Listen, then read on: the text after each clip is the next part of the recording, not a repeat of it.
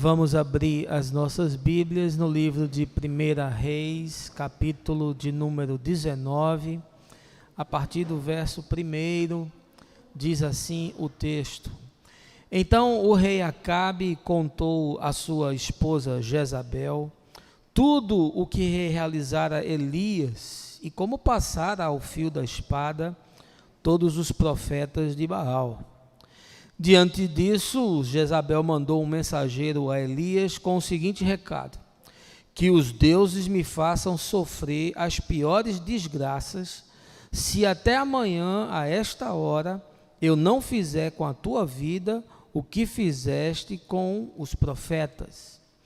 Assim que Elias recebeu este aviso, fugiu para salvar a própria vida, chegando a Berseba, que pertence a Judá, deixou ali o seu servo.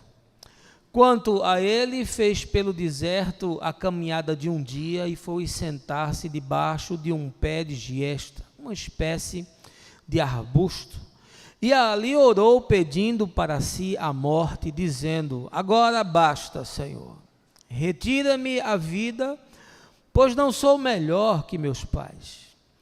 Deitou-se e dormiu ali mesmo sobre a giesta. Mas eis que um anjo o tocou e disse-lhe: levanta-te, alimenta-te.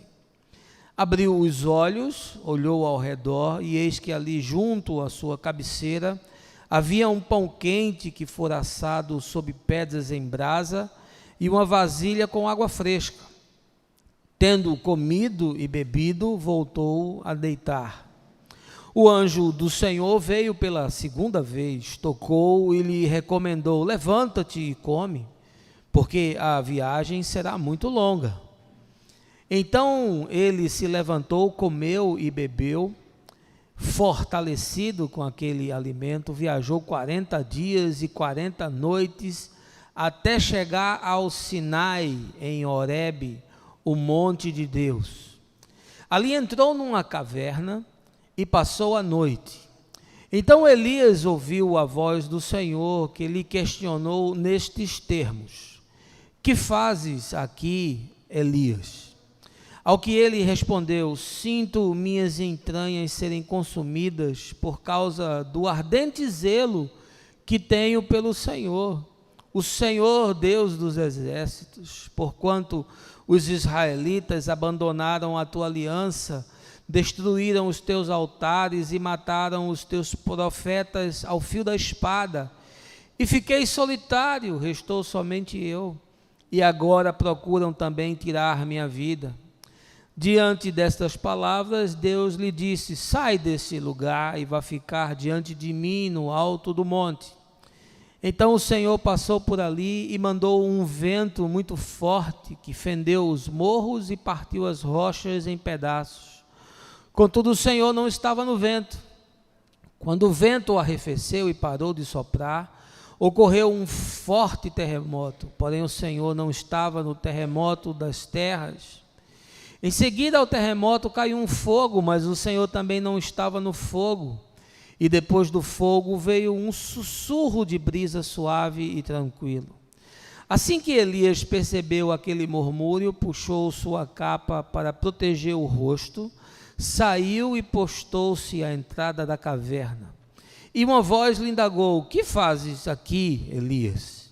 Ao que ele respondeu: sinto minhas entranhas serem consumidas por causa do ardente zelo que tenho pelo Senhor, o Senhor Deus dos exércitos, porquanto os israelitas abandonaram a tua aliança, destruíram os teus altares e mataram os teus profetas ao fio da espada. E fiquei solitário, restou somente eu, e agora procuram também tirar minha vida. Então o Senhor Deus lhe orientou: vai, retorna por onde vieste para o deserto de Damasco. Quando chegares lá, ungirás a Azael como rei da Síria, e a Jeú, filho de Ninsi, ungirás rei de Israel, e a Elishá ben Shafá, Eliseu, filho de Safate, da cidade de Abel-Meolá, ungirás para ser profeta em teu lugar. Quem escapar à espada de Azael, Leú o matará, e o que fugir da espada de Jeú, Eliseu o matará. Mas perseverei em Israel 7.000 homens, todos os joelhos que não se dobraram diante de Baal, e todos aqueles cujas bocas não reverenciaram suas imagens, beijando-as. Elias partiu rapidamente dali e encontrou Eliseu, filho de Safate, que arava com 12 juntas de bois adiante dele, e ele estava com a 12ª. Elias se aproximou de Eliseu e lançou sua capa sobre ele. Então, deixando os bois, Eliseu correu até Elias e rogou: deixa-me abraçar e dar um beijo de despedida em meu pai e minha mãe, e então te seguirei. E Elias lhe respondeu: vai e volta depressa, lembra-te do que fiz contigo. E Eliseu voltou, apanhou a sua parelha de bois e os matou. Queimou o equipamento de arar para cozinhar carne e a serviu ao povo, e eles todos comeram. Depois partiu com Elias, tornando-o seu assistente e aprendiz. Essa é uma porção, meus irmãos, da palavra do Senhor, texto de narrativa do escrito dos reis, que eu essa manhã desejo muito que não seja apenas a história de Elias, a história de Eliseu, de Acabe, de Jezabel, mas seja a sua história, e que você, tirando do escrito sagrado consciência, verdade e fé, você materialize isso na sua vida, que isso se desdobre, ganhe concretude e reverberação existencial, sem a qual o texto é apenas letra, não serve para absolutamente nada. Na última quarta-feira, você, não sei se assistiu, mas a toda poderosa Alemanha deixou a Copa do Mundo num jogo trágico contra a fraca seleção da Coreia do Sul, perdendo por 2-0 e deixando escapar a possibilidade do bicampeonato do maior evento de esporte do mundo. A Alemanha já tinha perdido do México no primeiro jogo de 1-0, México que a gente enfrenta amanhã, e havia ganho da Suécia por 2-1 num jogo duríssimo, que o gol foi feito ali já no final dos descontos. Não teve como se sustentar diante da retranca coreana e acabou sucumbindo. Agora, o curioso é que a Alemanha veio daquele estrondoso sucesso da Copa de 2014 no Brasil, fruto de uma remodelação completa no planejamento de futebol do país, investimento nas categorias de base, fortalecimento da Liga Nacional, ou seja, a Alemanha, que foi a seleção que mais chegou a finais de Copa, mais do que o Brasil, havia de fato se preparado para estar competindo aqui no nosso país, e nós não esquecemos aquele jogo do Mineirão, em que levamos o chocolate de 7-1, trauma que a gente vai carregar aí, imagino, por muito tempo. Pois essa poderosa Alemanha, que arrebentou com os adversários 4 anos atrás, agora saiu humilhada na primeira fase ainda, na fase de grupos, né? E com 2 derrotas, a gente viu aquela cena lastimável dos jogadores cabisbaixos, né? O Miller, que foi um dos ícones da conquista aqui no Brasil, do tetracampeonato deles, chorando. Eles amargaram o que a gente passou, né? 4 anos atrás. Quem sabe dessa vez, já que ontem Portugal e Argentina, com os 2 melhores do mundo, já voltou para casa, agora a gente tenha uma chance aí, quem sabe até maior. Às vezes na vida é assim, grandes vitórias se fazem acompanhar de enormes derrotas e às vezes até inexplicáveis. Como eu já vi isso na história humana, como eu já vi isso na narrativa existencial de gente querida, muito próxima a mim. 4 anos, tudo mudou para a Alemanha, e às vezes em períodos muito curtos. Situações mudam o cenário, e a gente que vem de um período maravilhoso, extraordinário, de grandes realizações, de conquistas, de vitórias, acaba experimentando o ocaso, a frustração, a perda, a derrota. Como é que a gente faz para conviver com um negócio desse? Parece que Deus nos abandonou, parece que Deus se esqueceu de nós, parece que o céu ficou de bronze, parece que Deus tirou férias e não ouve mais o nosso clamor. Como é que a gente dá conta de viver nessa bipolaridade da vida? Uma hora lá em cima, outra hora lá embaixo. Será que isso faz parte do viver do homem de Deus, da mulher de Deus? Será que gente de fé mesmo, gente de oração, está sujeita a passar por essas coisas? Pensando em tudo isso, eu lembrei desse texto icônico do profeta Elias, que eu queria essa manhã estar aqui compartilhando com você e meditando, refletindo em quais lições nós podemos tirar da experiência desastrosa de um dos maiores profetas de Israel. Mas eu não queria fazer isso sem antes lhe convidar a um momento de oração. Baixe aí a sua cabeça, feche os seus olhos.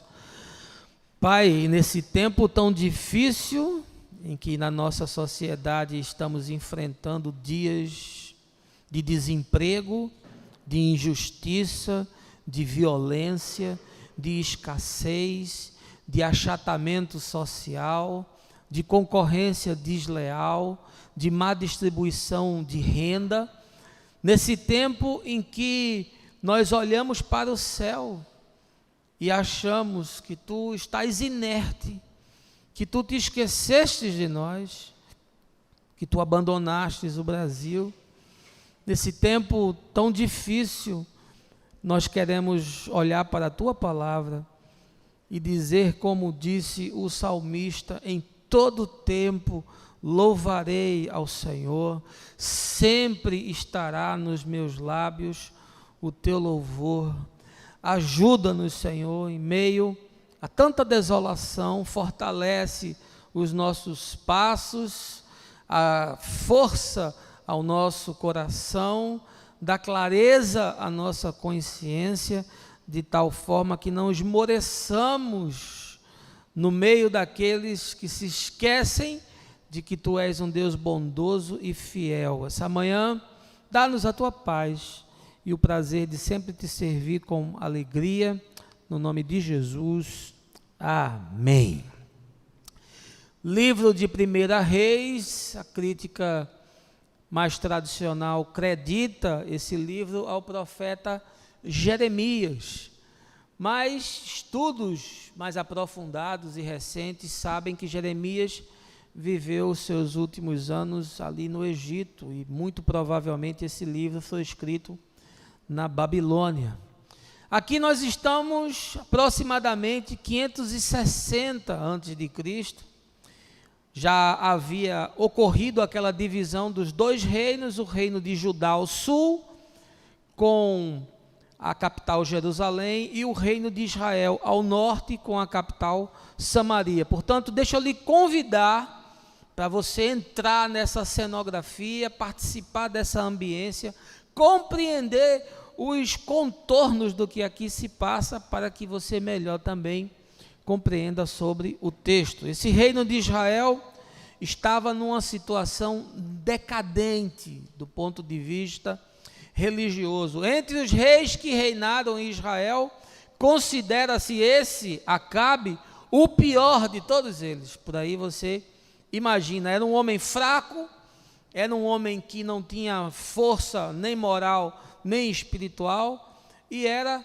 dominado pela sua esposa Jezabel, uma fenícia, uma mulher ardilosa, uma mulher de má coração, uma mulher cheia de práticas pagãs, que introduziu, portanto, as suas convicções e as suas crenças entre o povo de Israel, e assim você tem uma mudança que vai acontecendo no sistema religioso, porque ela traz os seus profetas, ela estabelece os seus magos, os seus sábios, os seus xamãs para ficarem conduzindo a nação de Israel.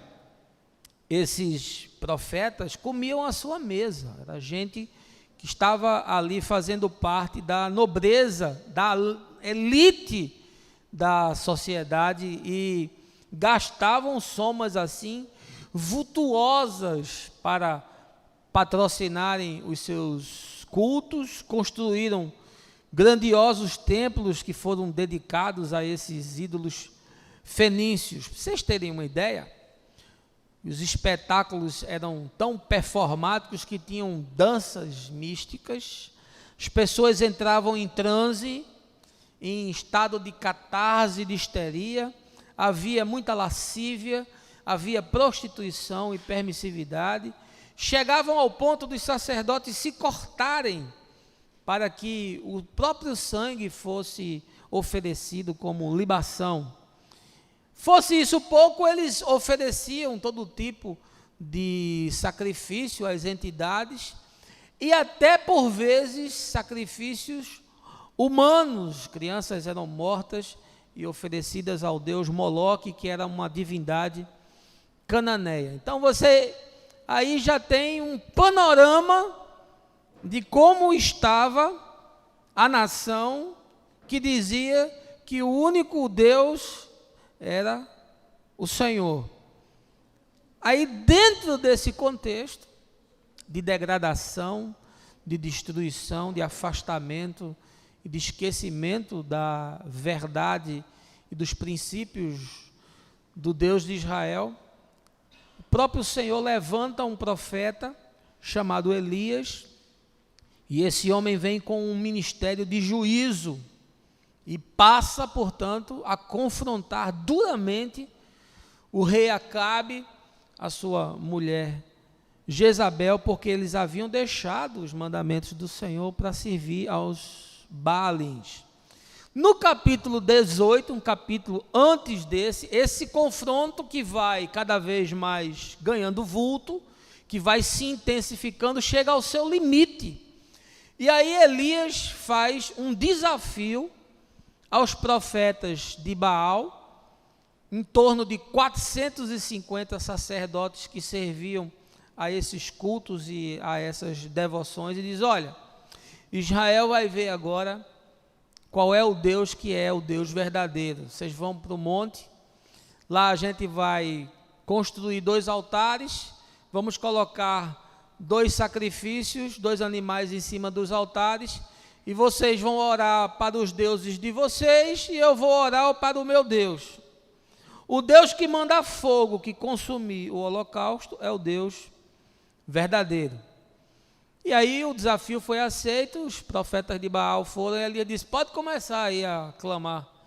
E aí os caras gritaram, bateram o bumbo, rodaram, se cortaram, fizeram tudo que podia fazer, e não desceu fogo do céu para consumir o holocausto. E Elias, homem de fé, homem de Deus, homem de oração, pediu ao Senhor que enviasse fogo para consumir o holocausto, e o fogo foi enviado, consumiu não só o holocausto, como o altar, como as pedras que tinha, e não ficou nada. E aí Elias disse: agora que vocês sabem que há Deus sobre Israel, vocês vão ser mortos.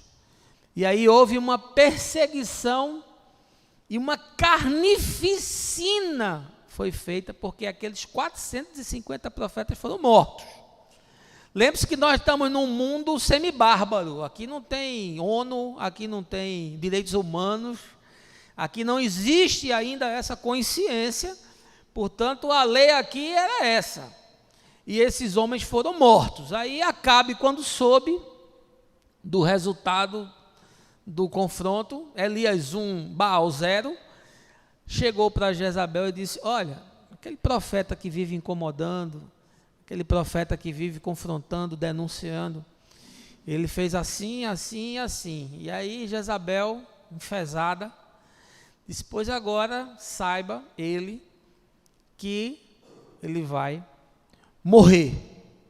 E aí, quando Elias recebeu essa notícia que Jezabel tinha virado a saia e que estava com vontade de fazer com ele o que ele fez com os profetas de Baal, diz o texto que nós lemos que ele temeu pela sua vida, ficou apavorado, pegou o seu moço, o seu servidor, fugiu e atravessou Judá, foi para Berseba, e ali ele caiu numa profunda depressão.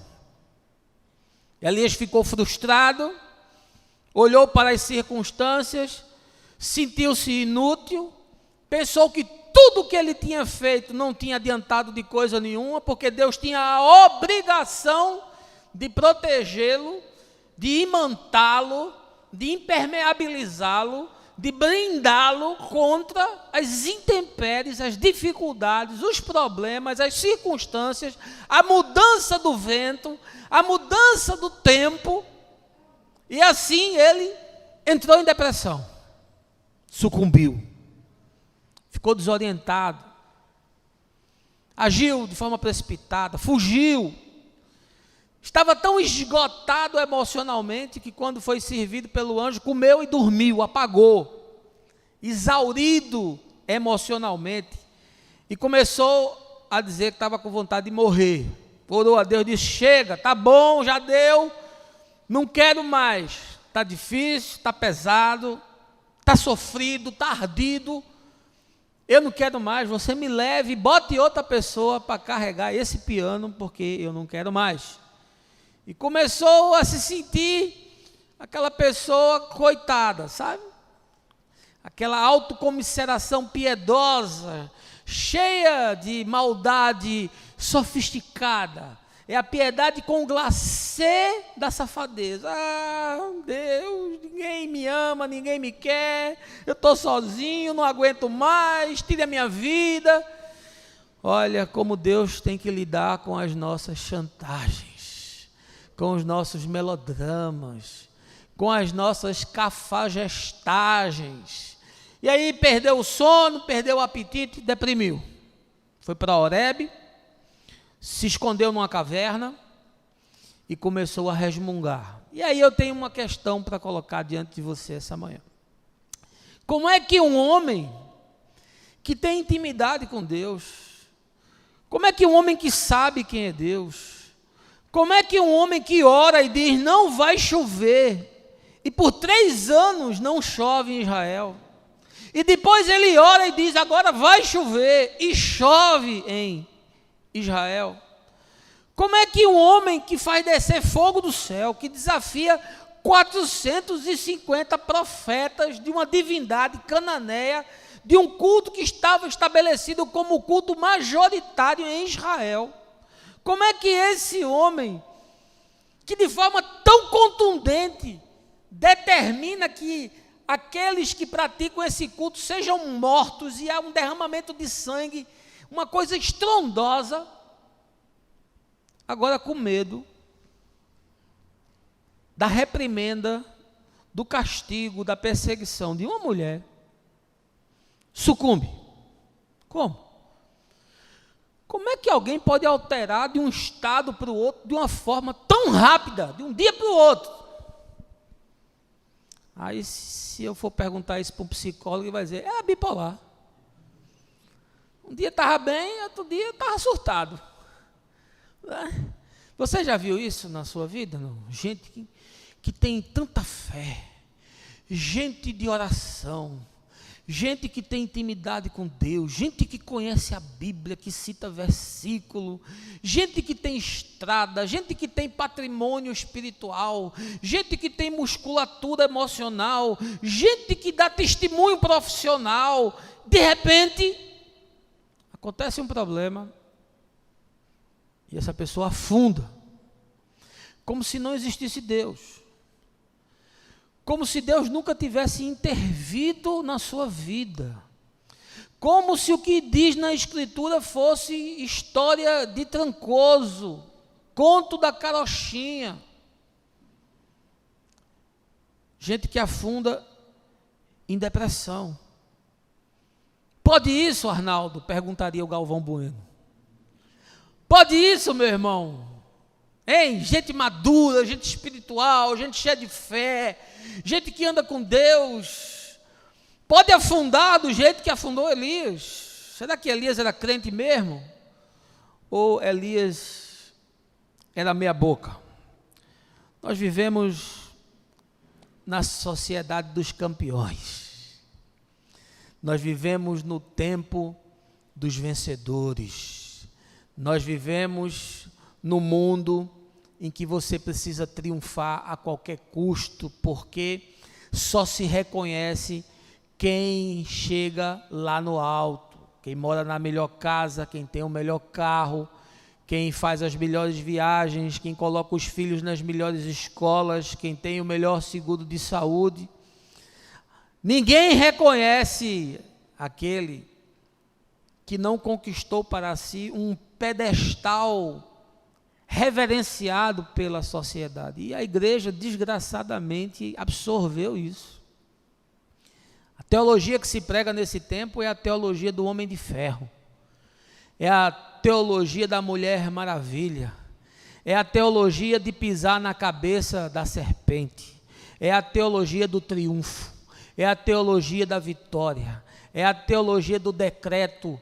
É a teologia do profetizo. É a teologia do amarro. É a teologia da batalha. A igreja parece um exército. Parece um agrupamento de soldados. Você fala com o crente, ele quer matar, quer arrasar, quer pisar, quer destruir, quer conquistar. E sabe o que é que isso produz? Doença. Porque a existência não é retilínea. A vida tem as suas estações, tem os seus ciclos. No momento há paz e a bonança, no outro momento há tragédia e há furacão. Paulo disse, tanto ser estar humilhado, como também ser honrado. Em todas as circunstâncias tem experiência de fartura e de fome, de abundância e de escassez. Quem foi que disse para você que Deus tem a obrigação de tornar a sua vida um oásis? Você não está no Éden não, meu amigo. Você está no mundo caído. E Jesus lhe garantiu que você nesse mundo teria aflições. Mas nós vivemos nesse tempo em que a igreja está sendo inoculada por essa heresia, por esse vento de doutrina que quer transformar você no super-homem. Não. Aí quando você ora e não dá certo, aí quando você planeja e fracassa, aí quando você se vê diante de uma circunstância e se deprime, aí quando você enfrenta um gigante e se sente esmagado, aí é porque você não tem fé, aí é porque você não crê, aí é porque você não está dando dízimo, aí é porque você não conhece a Bíblia, aí é porque você não foi na campanha, aí é porque você não marchou e não rodeou o inimigo. Elias também devia ser um cara desse grupo, desse time. Porque o grande profeta de Israel, depois de tudo o que havia acontecido, de todas as demonstrações inquestionáveis de Deus, ele ficou com medo de morrer. E não tem coisa mais humana do que ter medo. Sabe quem teve medo de morrer? Jesus. Que diz que a sua alma estava angustiada e atribulada, e disse, Pai, se for possível, dá um jeito aí, porque eu estou com medo. Deixa eu lhe dar uma notícia essa manhã.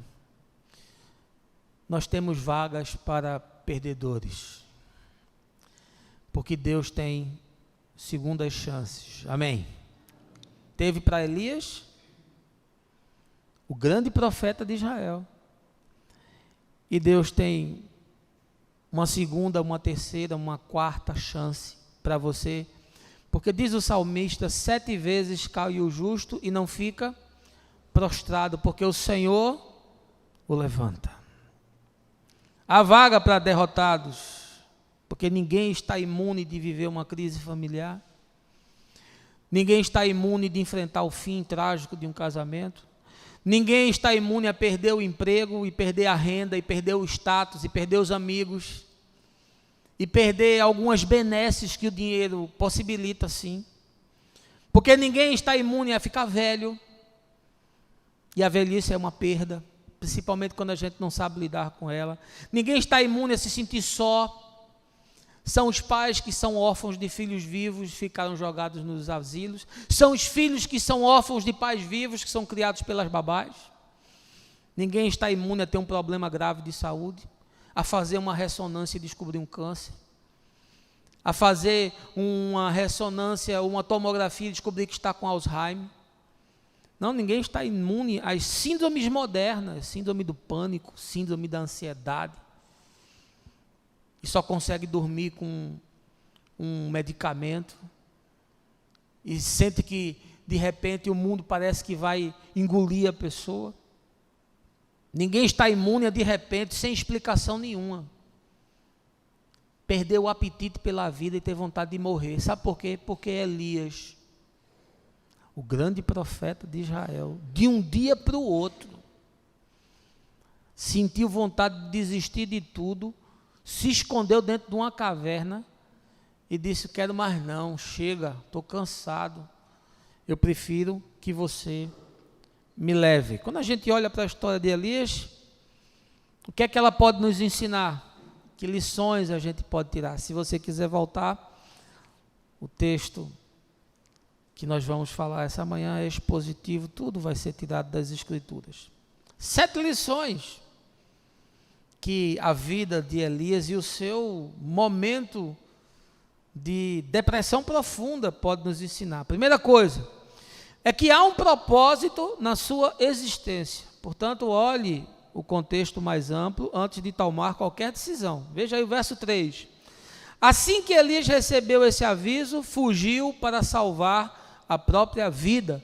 Chegando a Berseba, que pertence a Judá, deixou ali o seu servo. Por que Elias fugiu? Porque Elias não discerniu qual era o seu papel, qual era o seu chamado, o que Deus precisava fazer por seu intermédio.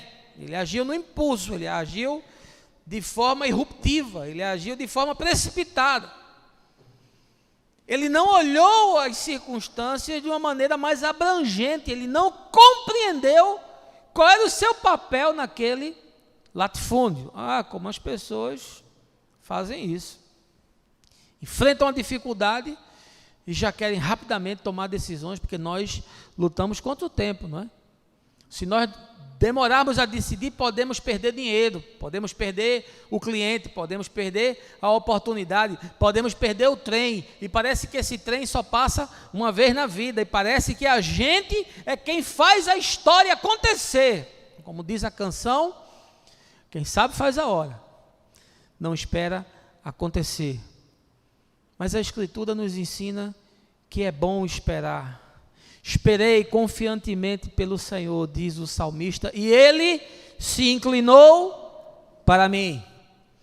Elias parece que teve um apagão. Perdeu a noção de quem ele era, perdeu a noção do seu chamado, perdeu a noção do seu papel, perdeu a noção da sua responsabilidade, perdeu a noção das implicações da sua vida. Pegou o seu moço, desapareceu, fugiu para Berseba e deixou o circo pegar fogo. Primeira coisa, diante de situações adversas, diante de tragédias, diante de lutas, diante de mudanças bruscas de cenário, primeira coisa, olhe para o contexto mais amplo, discirna, perceba, compreenda, enxergue quem você é no meio desse contexto, para que você não faça nada de forma equivocada e depois você se arrependa profundamente de ter tomado uma decisão que aí sim vai ter desdobramentos infindáveis, incalculáveis, porque você não esperou, porque você não guardou o seu centro de gravidade e olhou para o céu, porque Deus continua assentado no seu trono. Você pode ter perdido a capacidade de controlar um evento, mas Deus não. Você pode ter perdido a sua capacidade de prever um acontecimento, mas Deus não. Você pode ter perdido a sua habilidade de tocar uma situação, mas Deus não. Deus continua sendo Deus. E se você tem essa leitura, e se você faz esse escrutínio dos fatos, esse escaneamento do cenário, você precisa compreender que você tem um propósito, você não foi jogado aqui. Você não é um aborto da sorte. Você não é uma partícula de matéria que ganhou músculo, carne, osso e sangue. Deus tem um plano para a sua vida. E o apóstolo Paulo diz que até o dia de Cristo, ele vai completá-lo. Portanto, calma. Há algo maior que você não consegue enxergar. Segunda coisa que o texto nos ensina é que as decepções e perdas fazem parte da jornada. Portanto, evite fazer comparações e ter outras pessoas como objeto de medição. Veja aí o verso 4. Quanto a ele, fez pelo deserto a caminhada de um dia e foi sentar-se debaixo de um pé de giesta, uma espécie de arbusto. E ali orou pedindo para si a morte, dizendo: agora basta, Senhor, retira minha vida, pois não sou melhor que os meus pais. Parece que Elias ignorava o fato de que os ciclos mudam, as estações mudam. Se as estações do ano mudam, e mudam de maneira tão brusca, se você olhar para o verão e para o inverno, são mudanças radicais. Aquela Rússia que a gente está assistindo os jogos com sol e com clima de 38 graus, no inverno eles têm neve e temperaturas abaixo de zero. As estações mudam, os ciclos na vida mudam. Não quer dizer que pelo fato de que você está caminhando com Deus, você vai ser totalmente impermeável a qualquer circunstância negativa. Não, meu irmão. Não há nenhuma promessa na Escritura sobre isso. Qualquer tipo de introjeição desse pensamento, dessa doutrina e dessa teologia perversa é maldade contra a verdade das Escrituras. A gente vê todos os homens de Deus passando situações das mais difíceis possíveis. A gente vê Paulo no final da sua vida ali preso em Roma, cerceado de tudo, privado de tudo e abandonado inclusive pelos seus amigos e irmãos, gente que ele tinha aberto a palavra para ensinar de casa em casa. E ele diz: estou completamente só, em depressão, sentindo-se fragilizado, sabendo o que o aguardava. Não, Elias imaginava talvez que pelo fato de Deus o ter levantado como um ministro do juízo, do confronto, da profecia, ele estaria totalmente imune. Quando você vai ler Jeremias, do capítulo 1, Deus diz: eu vou te levantar, você vai confrontar reis, você vai fazer, vai acontecer, você vai levantar, você vai derribar, você vai matar. Aí Jeremias diz: eu vou ser o cara, eu vou ser o Romário. Quando chega no capítulo 21, Jeremias disse: olha, você me enganou, você me seduziu. Veja como ele usa um vocabulário pernicioso. Você me seduziu e eu fui enganado, porque nada daquilo que você tinha dito aconteceu, porque Jeremias imaginava que não ia ter pedra no caminho. Ele não tinha lido Carlos Drummond de Andrade, né? No caminho tinha uma pedra. Vai ter pedra no seu caminho, meu irmão. Vai ter mudança de estação, vai ter crise, vai ter doença, vai ter perda. Muito provavelmente você vai enterrar uma parte significativa das pessoas que você ama. Talvez você seja traído pelo seu amigo, talvez você seja traído pelo seu sócio, talvez você seja preterido por pai, por mãe, talvez você não seja compreendido pela sua esposa, pelo seu marido, talvez você tenha desavença com os seus irmãos. Vai ter pedra no seu caminho, porque isso faz parte da existência humana. E aí Elias disse: olha, eu não estou preparado para isso, vamos embora. E tem mais, me leve, porque eu não consigo ser como o papai e a mamãe. Porque Elias tinha essa vara de medir, ele vivia se comparando com os outros.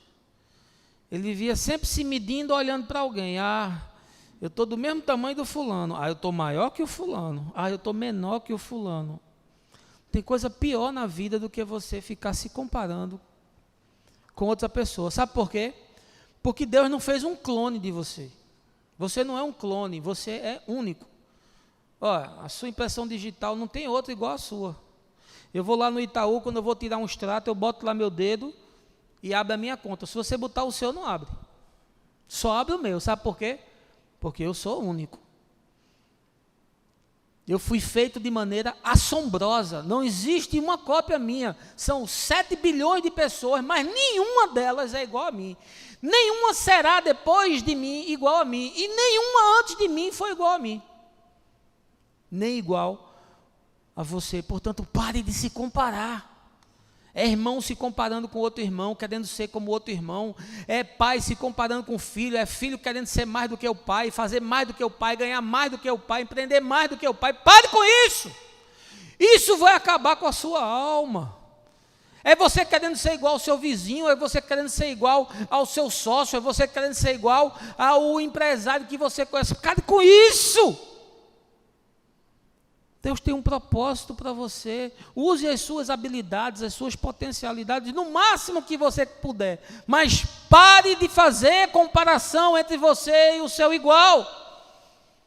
Porque Deus não tem prediletos. Deus ama a todos indistintamente. Quando Jesus foi para a cruz, morreu por todos indistintamente. Não caiu mais sangue em ninguém. Não teve um grupo que disse: esse grupo caiu mais sangue sobre ele do que sobre os outros. Não. Quando Pedro fala, diz que nós somos uma nação de sacerdotes. Todos são iguais diante de Deus. Portanto, saiba que as perdas, as decepções, os traumas, as angústias, as quedas, as derrotas, os problemas, as depressões fazem parte da vida. E elas se avolumam se você começar a fazer comparação entre você e o outro. Terceira coisa que Elias nos ensina é que há batalhas reais e batalhas espirituais. Não misture as coisas. Identifique cada um dos obstáculos e cada inimigo. Veja aí os versos de 5 a 7. Deitou-se e dormiu ali mesmo sobre a giesta, mas eis que um anjo tocou e disse: levanta-te e alimenta-te. Abriu os olhos, olhou ao redor e eis que ali junto à sua cabeceira havia um pão quente que fora assado sobre pedras em brasa e uma vasilha com água fresca. Tendo comido e bebido, voltou a se deitar. O anjo do Senhor veio pela segunda vez, tocou e lhe recomendou: levanta-te e come, porque a viagem será muito longa. Sabe qual era o principal problema de Elias aqui? Não era um problema espiritual apenas, era um problema físico e emocional. Ele estava abatido, ele estava fraco. Ele estava esgotado porque ele tinha vindo de uma luta onde ele matou 450 profetas. Não foi de fuzil nem de metralhadora .50 não. Foi de espada e de pedrada na cabeça. Que ela começa a moçada aqui e brigava. Ele estava esgotado. Ah, como eu vejo crente querendo resolver tudo de uma forma espiritual. Porque imagina que tudo é espiritual. E não é, meu irmão. Existem coisas que são de dimensão espiritual, sim. E existem coisas que são de dimensão material. Paulo diz que há uma dimensão da batalha que é espiritual. Não é luta contra carne nem sangue. Mas ele não disse que você devia deixar de comer, devia deixar de se cobrir, devia deixar de se agasalhar por conta disso, não. Não pense que você vai conseguir sobreviver numa luta se você não estiver emocionalmente estabilizado. Sabe o que mais acontece com gente que fica entrando em dimensão espiritual? É sucumbir em depressão. E quanta gente eu já vi despirocar da batatinha, pirar mesmo, ser internado, porque começou a ver demônio, começou a brigar e achar que tudo era espiritual. Não entre nesse território, porque o diabo, de fato, vai fazer de você, como a gente diz aqui, bolinha de grude. Não é bolinha de gude, não, é de grude. E vai fazer um salseiro na sua alma. Está aqui Elias. Por que Deus não derramou um óleo da unção sobre ele, botou uma capa e disse, agora Elias voa? Ele saiu voando assim. Não, Elias, você precisa comer. Faz um cozido aí, um guisado de bode. Toma esse negócio aí, come cabra. E depois tu vai dormir porque tu está exausto. Exausto. E exaustão emocional acaba com o físico. Você já ouviu falar de doença psicossomática? Aquela doença que nasce aqui, olha, na alma e explode no corpo. E o cara sente dor, e o intestino não funciona, e o cara sente palpitação, e o cara fica com a cabeça girando, aí dá tudo no mundo, tudo quanto é tipo de zigue-zira, e o cara começa a orar repreendendo o demônio. Você vai repreender demônio até morrer, porque isso é uma batalha que tem dimensões. Você precisa discernir. Quem é meu inimigo?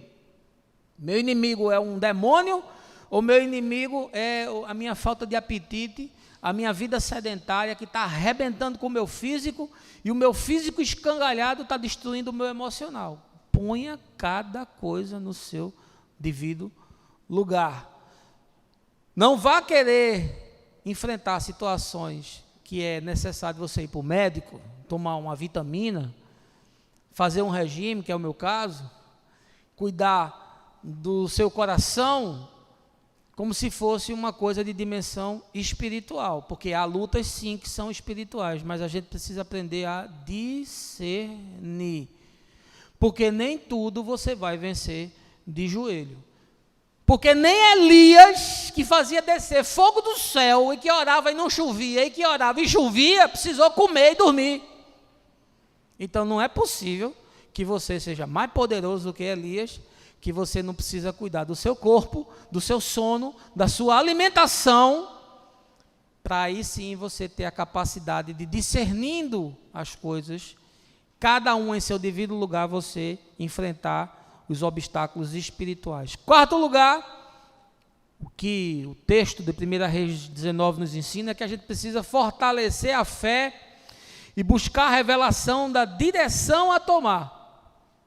Procure discernir tudo o que está acontecendo. Veja aí os versos 8 e 9.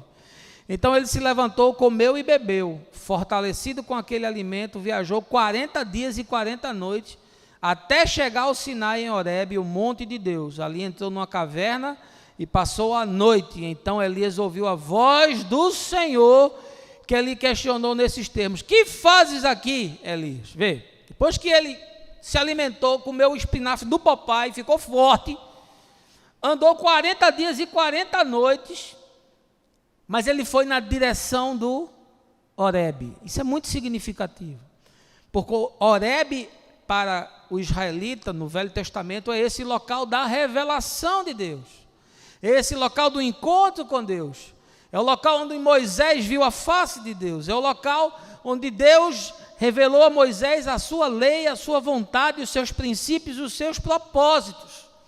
Portanto, diante de uma situação difícil, o que é que você faz? Você fortalece a fé, busca tomar a direção para discernir o que está acontecendo. O texto diz que Elias ouviu a voz do Senhor.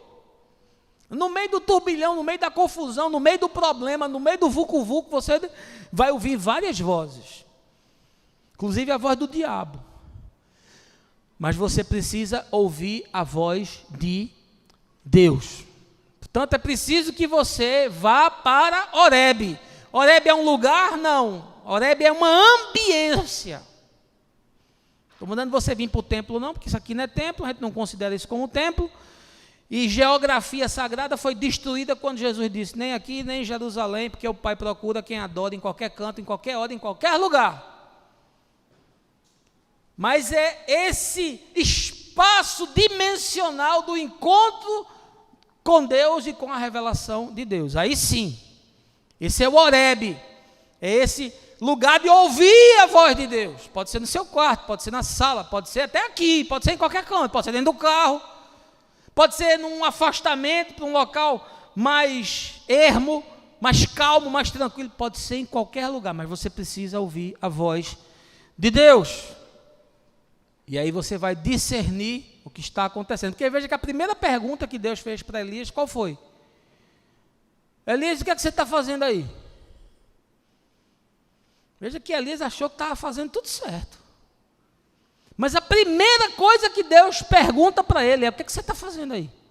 Eu mandei você ir para aí? Eu mandei você sair de Israel e vir para cá? O que é que você está fazendo aqui, Elias?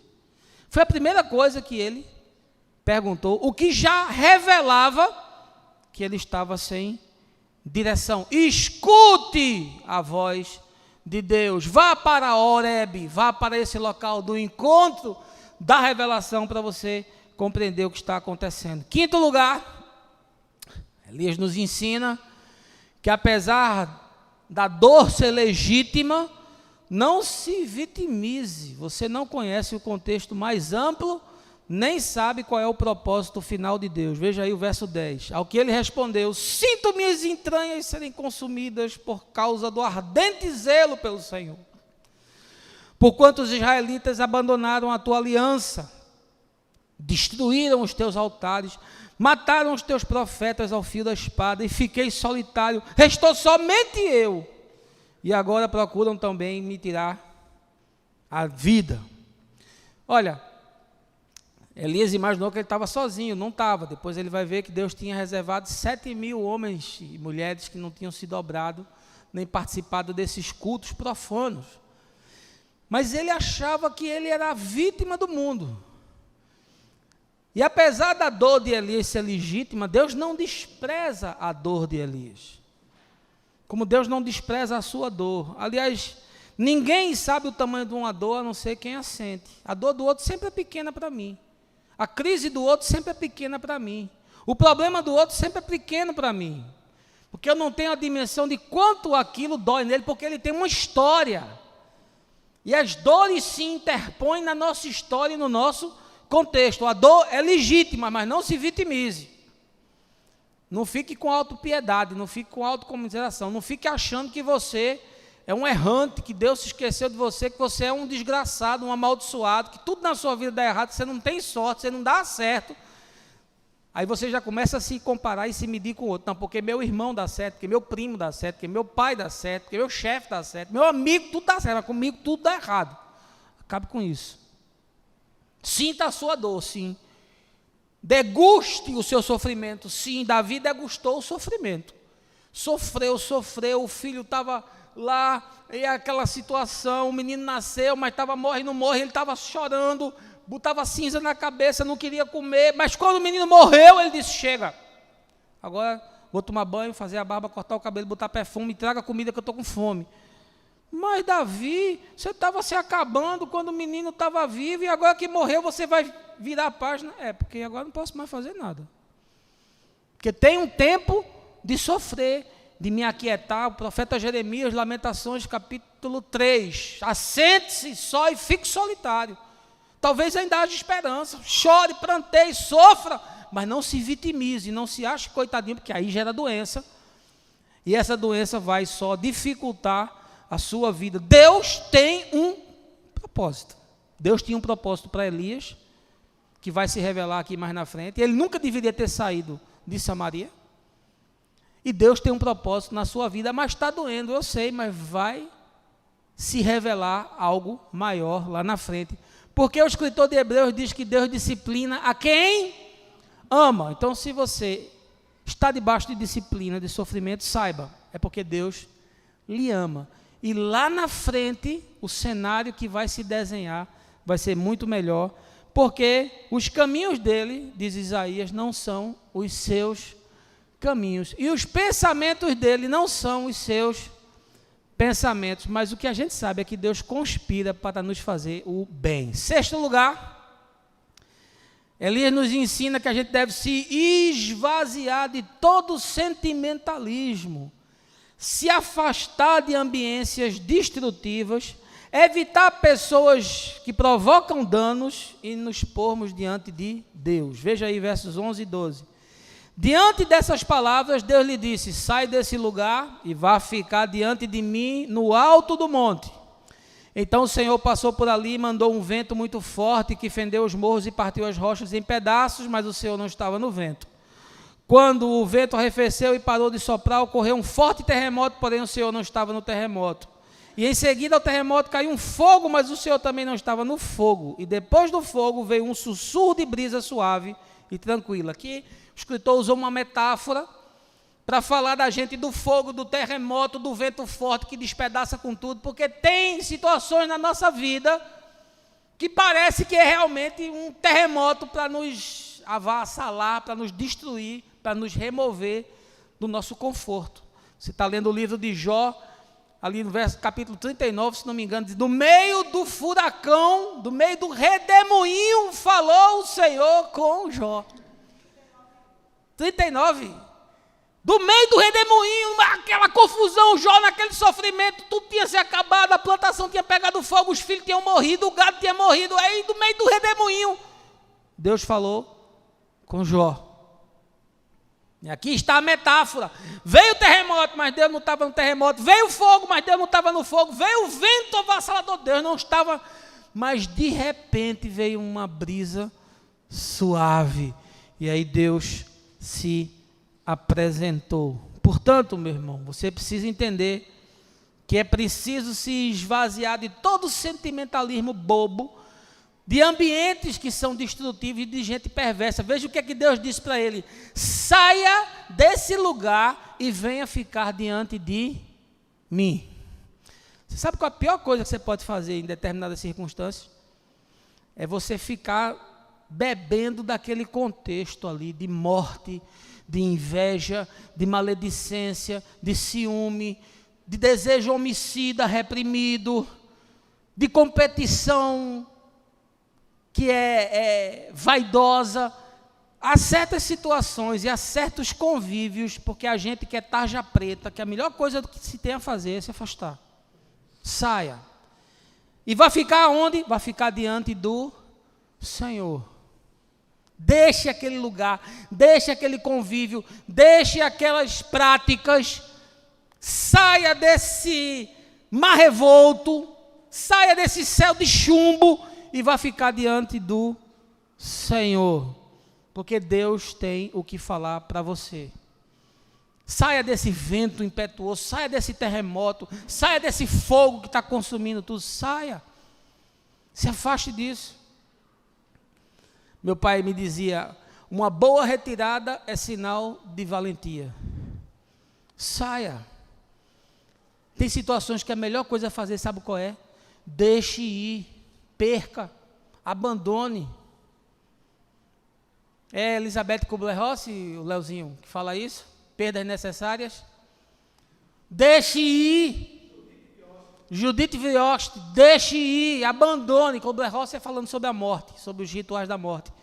Judith Viost, perdas necessárias, deixe ir, abandone. Mas eu não posso, eu estou agarrado nisso aqui, a minha história está ligada a isso aqui, a minha tradição familiar, isso aqui foi a herança do meu tataravô, deixe ir. Você vai afundar com esse Titanic, e com essa ambiência, e com essa gente, e com essa coisa perversa. Deixe ir. E se ponha diante do Senhor. Ah, não tem coisa melhor. Sai ali dessa confusão, sai desse rolo. Venha, fique diante de mim. Acabe com essa lamúria. Acabe com esse sentimentalismo bobo. Venha como homem, venha como mulher de Deus. Se coloque diante de mim, porque eu sei o que está acontecendo. E essa saída aqui não necessariamente é uma saída física. Às vezes é. sair fisicamente. Mas às vezes é você desconectar daquilo, é você romper com aquilo, é você dizer, eu não vou mais entrar nesse joguete. Eu não vou mais fazer parte disso. Eu não quero mais essa prática, esse tipo de gente, não quero mais na minha vida. É uma decisão. Às vezes você está até convivendo, mas você não está mais fazendo parte, você não está mais pactuando com aquilo. Faça isso e você vai ver o agir de Deus. Em último lugar, Elias nos ensina que a gente precisa retomar o que foi deixado para trás, porque ainda há muito o que fazer. Nenhuma derrota é definitiva na vida de quem ama a Deus. Veja aí os versos 15 e 16. Então o Senhor Deus lhe orientou, vai, retorna por onde vieste para o deserto de Damasco. Quando chegares lá, ungirás a Azael como rei da Síria, e a Jeú, filho de Ninsi, ungirás rei de Israel. E a Elixá ben Shafate, Eliseu, filho de Safate, da cidade de Abel-Meholá, ungirás para ser profeta em teu lugar. Vê que coisa curiosa. O que é que Deus falou para Elias? Volte pelo caminho por onde você veio. Você não devia ter vindo. Você tomou a decisão errada, equivocada, precipitada, no arrobo, achando que você é quem resolve, achando que ia chegar aqui, ia fazer esse milindre e eu ia ter peninha de você. Ah, Elias, deixa da tua safadeza. Acaba. Levanta, come. Olha para o cenário mais amplo. Agora você volta por onde veio. Porque há situações em que você vai ter que voltar por onde veio. Você não devia ter vindo. E aí você precisa ter hombridade, precisa ter envergadura, precisa ter grandeza de às vezes saber que é preciso retornar pelo caminho por onde veio. Quem sabe é preciso pedir perdão a alguém, quem sabe é preciso consertar alguma decisão que tomou, botar o orgulho para fora, engolir a arrogância. Volta pelo caminho que você veio, porque ainda tem muito o que fazer. Olha, saiu daqui, ele ungiu 2 reis e um profeta. Depois que saiu daqui, achou que a vida tinha acabado, queria morrer. E aí o Senhor disse, não, tem muita coisa para fazer ainda. Preciso de você para ungir 2 homens que vão tomar decisões, que vai mexer com as nações. E você vai ungir um menino aí, para ser profeta, ele vai fazer 2 vezes mais do que o que você fez. Lembra do que Eliseu pediu para Elias? Eu quero 2 vezes a unção que você tem. O menino era sabido. Eu quero 2 vezes o que Deus deu para você, eu quero em dobro. Sabia o que pedir. Nada está concluído. Pode ser a crise que for, a sua história não vai acabar numa crise. Pode ser o problema que for, você não vai acabar no meio de um problema. Pode ter sido a derrota que for, mas você não vai acabar no meio de uma derrota. Quer apostar quanto que a Alemanha vem em 2022 para comer todo mundo de coco? Sabe por quê? Porque aquele povo sabe reescrever a sua história. A Alemanha foi destruída na Segunda Guerra Mundial. Você sabe qual é o país mais forte da União Europeia hoje? A Alemanha. Passou quase 50 anos dividida por um muro e por 2 ideologias político-econômicas. Mas sabe quem é o mais forte hoje? A Alemanha. E sabe quem manda lá? É uma mulher. Não é Jezabel, é a Angela Merkel, que é uma gestora extraordinária. Não é definitivo. O seu problema não é definitivo. Sua crise não é definitiva. Seu fracasso não é definitivo. Porque a vida é feita de ciclos. Deus ainda tem muito para realizar na sua vida, como tinha muito a fazer na vida de Elias. Disse, levante, porque você tem 2 reis para ungir e um outro profeta. Agora você vai voltar por onde veio. Porque a sua decisão foi uma decisão equivocada. Queria falar mais sobre esse texto, que ainda tem outras lições, mas não dá tempo, já estourei aqui. E aí eu queria concluir lhe dizendo o seguinte, eu sou um apaixonado por Fórmula 1. Mesmo depois da morte de Senna, eu continuei assistindo todos esses anos, curtindo e vendo as corridas e acompanhando. Mas eu me lembro de uma corrida histórica, em 1988, em Mônaco. Ayrton Senna tinha feito a pole position, e ele competia com Alan Prost na McLaren, um dos 2 melhores pilotos do mundo. E Ayrton Senna tinha aberto uma vantagem muito grande para Prost, que estava em terceiro. Aí Prost passou o segundo colocado, que eu não me lembro quem era, parece que era Michele Alboreto, da Ferrari, e começou a diminuir a distância para Ayrton Senna. Aí o pessoal da equipe, a distância era muito grande, era 50 segundos de distância.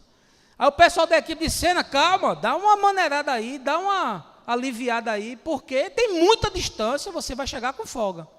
E aí ele conta que ele diminuiu um pouco e ele se desconcentrou. E essa desconcentração fez com que ele batesse no guarda-reio e perdesse uma corrida que estava ganha. Aliás, ele ganhou 6 vezes em Mônaco. Até hoje foi o que mais ganhou nessa corrida. Agora, no ano anterior, em 87, tinha sido a primeira dessas vitórias. Ele tinha saído dali no maior triunfo, aquela que é considerada a prova mais charmosa, mais, assim, tem mais status na Fórmula 1. Piquet disse que correr em Mônaco é como você andar de bicicleta dentro do apartamento. E ele bateu e perdeu. Tinha vindo de um grande triunfo e amargou um enorme fracasso com a corrida ganha. Eu não sei como é que está a sua corrida. Não sei se você está ganhando, não sei se você está perdendo, não sei se você está nos boxes, eu não sei se o seu carro está avariado, não sei se você está com o pneu furado, não sei se você está com a suspensão quebrada. Uma coisa eu sei, é que esse é apenas um grande prêmio. Ainda vão existir muitos outros, porque a sua história não está finalizada. Quem finaliza ela é o Senhor, e Ele lhe chamou para que você se assente com Ele no seu trono. Portanto, meu irmão, saiba, se o grande Elias pôde cometer um equívoco, e pôde se deprimir, pôde sofrer, pôde se equivocar, e pôde se lamuriar, você também pode, porque a gente tem vaga para perdedores. Você, caminhando com Deus, sempre terá segundas chances. Que Deus te abençoe, que você tenha aí um bom domingo com aqueles que você ama, que amanhã o Brasil vença o México, para a gente não passar o vexame da Alemanha, da Argentina e de Portugal. E aí a gente vai se encontrando, e o resto eu te falo no caminho. No nome de Jesus, amém.